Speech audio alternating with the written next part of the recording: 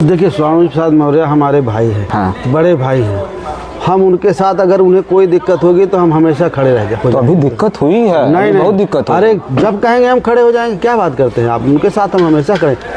मलाल है मगर इतना मलाल थोड़ी है, ये आंखें रोने की शिद्दत से लाल थोड़ी है। मजा तो तब है कि तुम हार के हंसते रहो, हमेशा जीत ही जाना कमाल थोड़ी है। भाई है हमारा, कोई संकट है तो उनके पास खड़े रहेंगे हर तरह से। तो हम तो चाहते हैं, बहुत सारे लोग चाहते हैं, जब इतना क्लोज है तो एक बार बुलाइए ना कि भाई हमारी पार्टी में। अभी निमंत्रण आपको देना चाहिए। सब लोग जिनके लिए हम सुपुर्दे खाक हो गए, वो ईंट उठा के ले गए हमारी मजार की। बाबू जगदेव प्रसाद कहते थे कि 100 में 90 शोषित है, 90 भाग हमारा है। धन धरती और राजपाट में 90 भाग हमारा है। लेकिन मैं कोई कटाक्ष नहीं कर रहा हूँ, मेरे बहुत अच्छे रिश्ते हैं। तो उनके अंदर दुख बहुत है, पीड़ा बहुत ज्यादा है। वो तो आपको ज़्यादा है उनसे। नहीं, उनसे ज़्यादा आपको है। नहीं, हमको नहीं है। स्वामी प्रसाद मौर्य जी समाजवादी पार्टी में हाशिए पर आ गए, बाहर हो जाएंगे, अब तो पार्टी बना लेंगे, लेकिन आपकी पूछ बढ़ जाएगी समाजवादी पार्टी में। साथियों नमस्कार, मैं हूं रजनीश और आप देख रहे हैं जन आदर्श भारत। इस वक्त हम उत्तर प्रदेश के वाराणसी में हैं, जो वाराणसी देश के प्रधानमंत्री नरेंद्र मोदी जी का संसदीय क्षेत्र है। और हमारे साथ जिस शख्सियत से हम रूबरू कराने जा रहे हैं, जिनसे बात करेंगे, जिनसे चर्चा करने जा रहे हैं, लगातार उत्तर प्रदेश में संपूर्ण भागीदारी यात्रा निकाल करके उत्तर प्रदेश में अपनी राजनीतिक भविष्य को तलाश कर रहे हैं। वो कोई नया चेहरा नहीं है जिनको मैं बार बार अपने चैनल पे लाया हूं, और उत्तर प्रदेश की राजनीति में बहुत बड़ा कद रहा है। सत्ता के बिल्कुल करीब रहने वाले बाबू सिंह कुशवाहा जी हमारे साथ हैं। सबसे पहले तो बहुत बहुत स्वागत है आपका। बहुत बहुत धन्यवाद आपको। बड़ी लंबी यात्रा चल रही है। पिछली बार आप अपनी पार्टी के पिछले चुनाव की बात हम करें तो कई बार मतलब हार मिली, हारे आप, लेकिन फिर भी जो जज्बा है, जो जुनून है, कुछ करने का है, उत्तर प्रदेश में जो राजनीतिक भविष्य आप तलाश रहे हैं कि मलाल है मगर इतना मलाल थोड़ी है। मलाल है मगर इतना मलाल थोड़ी है, ये आंखें रोने की शिद्दत से लाल थोड़ी है। मजा तो तब है कि तुम हार के हंसते रहो, हमेशा जीत ही जाना कमाल थोड़ी है। तो हम जानेंगे कि ये जो सफर है बड़ा कठिन है, और क्या लगता है लोगों के अंदर जो बहुत ज़्यादा उम्मीदें हैं आपसे पाल करके रखे हुए हैं। कब तक सफ़र जारी रहेगा, कब तक इसी तरह से संघर्ष चलता रहेगा? देखिए, आपने एक शेर के साथ शुरुआत की तो मुझे मेरे एक पुराने साथी ने एक शेर सुनाई थी, और हालांकि वो साथी हमारा थोड़ा मक्कार टाइप का निकला, हमारे साथ बेईमानी करके चला गया, लेकिन वो शेर बहुत बढ़िया, मैं आपको सुनाता हूँ। अच्छा। जिनके लिए हम सुपुर्दे खाक हो गए, वो ईंट उठा के ले गए हमारी मजार की। तो मैंने भी आपको एक शेर सुना दी। हम लोग जन अधिकार पार्टी के तत्वाधान में संपूर्ण भागीदारी यात्रा लेकर के चल रहे हैं, और पूरे प्रदेश में हमारी ये चाहत है कि हम पूरे प्रदेश में एक तरह का जन जागरण अभियान है कि हम लोगों को चुनाव में जाना है। पार्टियां जाती हैं, सारा लोग, पूरा देश चुनाव में जाता है। बिल्कुल। और ये चुनाव उनका भविष्य तय करता है। तो हम राजनीति में अपना खोज रहे हैं, ये बहुत मायने नहीं रखता है। अगर हम अपना व्यक्तिगत खोज रहे होते तो हम खोज लेते। बिल्कुल। हम अपने लोगों का भविष्य तलाश रहे हैं, जो हमारे देश के गरीब और कमज़ोर लोग हैं, पिछड़े हैं, दलित हैं, आदिवासी हैं, अक़लियत हैं, जिनको इस देश में आज़ादी के बाद 1950 में संविधान लागू हुआ, 26 जनवरी 1950 को, और 1950 के बाद हमारे देश में कानूनन समानता है। समानता का मतलब जाति में समानता नहीं है, छुआछूत भर में समानता नहीं, हर क्षेत्र में समानता है।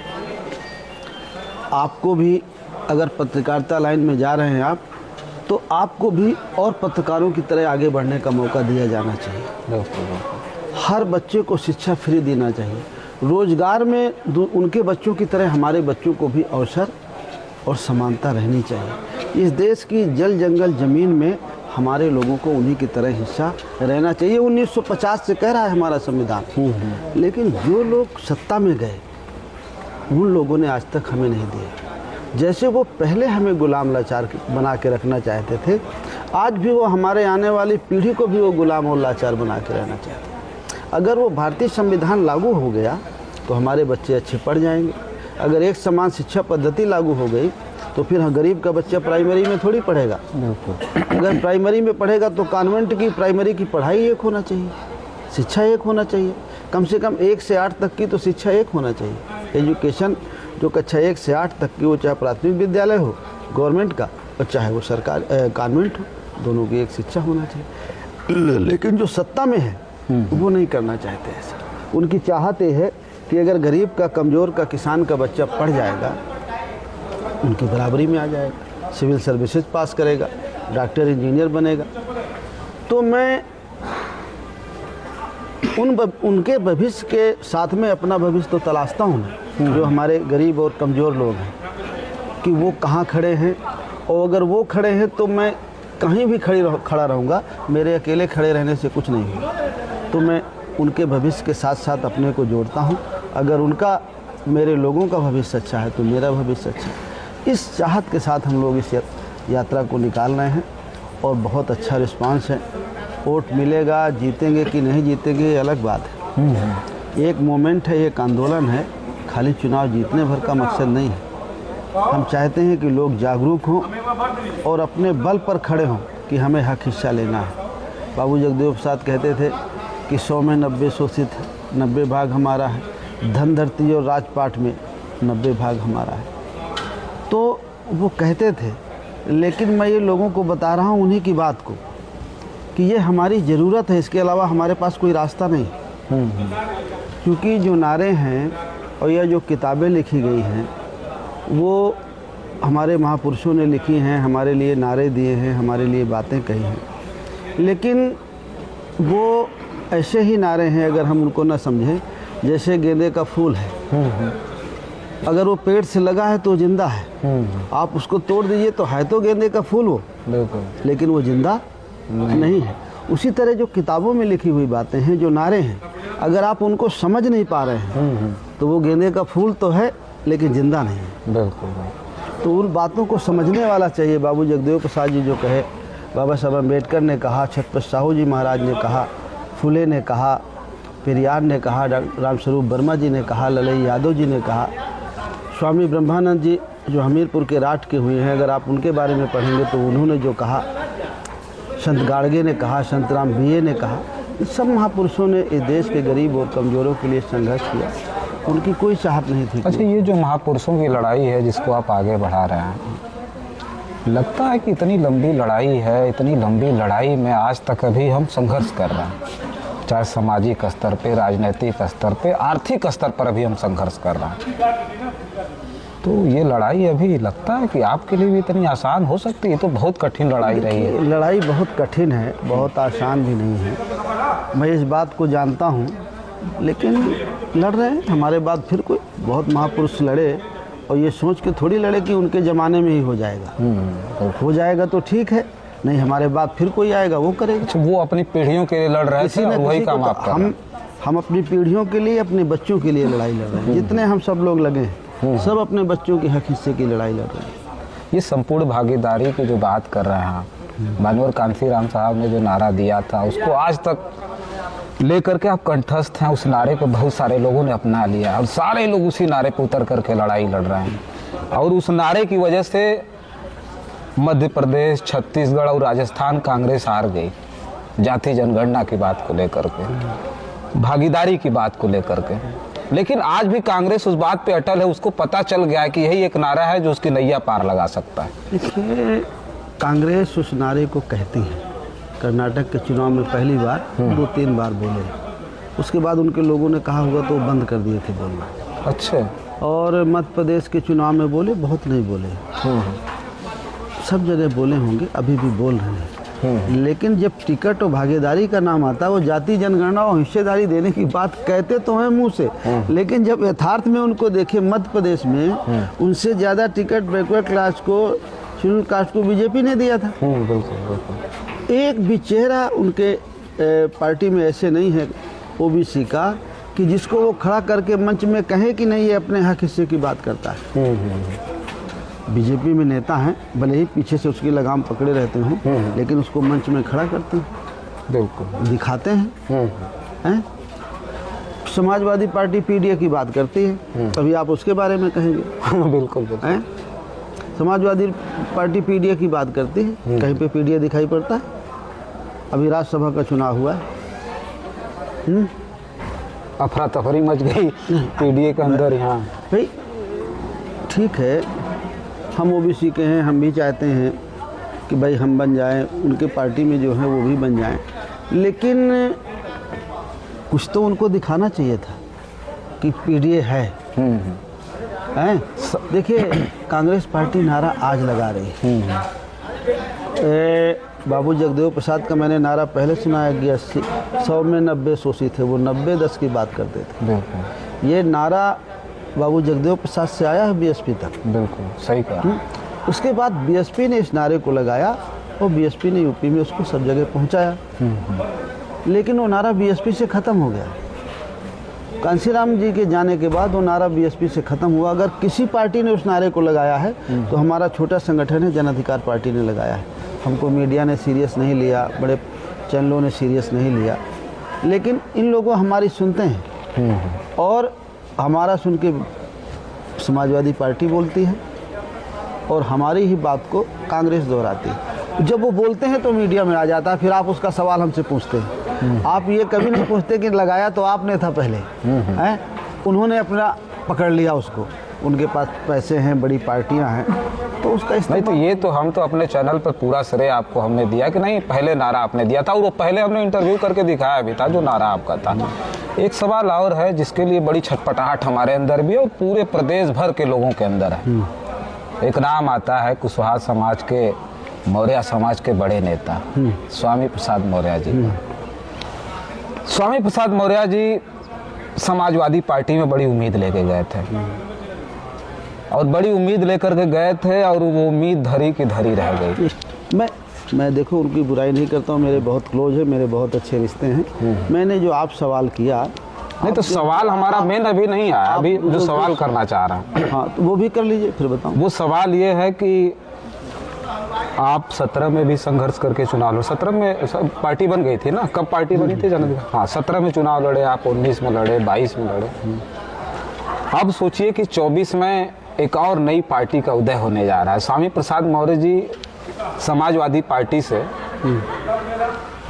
अब समझिए कि उनके अंतिम दिन ही है, उन्होंने इस्तीफा दे दिया राष्ट्रीय महासचिव पद से। अब नई पार्टी का उकरने जा रहा है। बैठ करके इंतजार किया उन्होंने इस्तीफा देने के बाद कि मान मनोबल होगी, लोग आएंगे कहेंगे भाई आपका सम्मान निहित रहेगा, आप रहिए समाजवादी पार्टी।